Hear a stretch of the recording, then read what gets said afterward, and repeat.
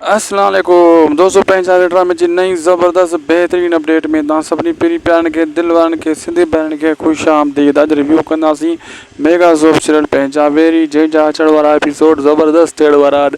छो दोस्तों, अचण वारे एपिसोडनि में तव्हांखे सुठा सुठा सीन ॾिसण वटा मिलंदा। हाणे जेको आहे सांवल बि पंहिंजे सौट इन हैदर खे सम्झी वियो आहे त अहिड़ो आकड़ियो छो थो घुमे, वजह कहिड़ी आहे ऐं हिन जो इलाजु हू कंदो। ऐं तव्हां ॾिठो त कीअं हाणे आहिस्ते आहिस्ते ख़बर पइजी वई अकबर ख़ान खे बि जाबर क़ातिल आहे उनजी घरवारी जो, त मां नाहक मारियो कंहिंखे चाकर ख़ान खे। हाणे हू पाण पछताए रहियो आहे। हेॾां जेको आहे दोस्तों, तव्हां इहे बि ॾिठा त ही हिक ॿिए खे कीअं मंसूर ख़ान धोखो करे अकबर ख़ान खे माराइण जी तयारियूं करे थो, ऐं होॾां वरी अकबर ख़ान रावल खे माराइण जूं तयारियूं कराए थो जाबर खां, ऐं या हेॾो ॿियनि सां हथ मिलाए करे शेरल वारनि खां।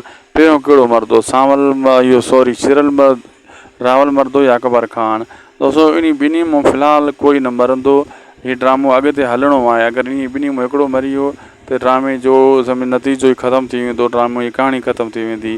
बाक़ी इहे ॻाल्हियूं पयूं हलंदियूं फिरी गिरी इहे जेका नाकाम पिया थींदा, हिक ॿिए जे मथां वार पिया कंदा।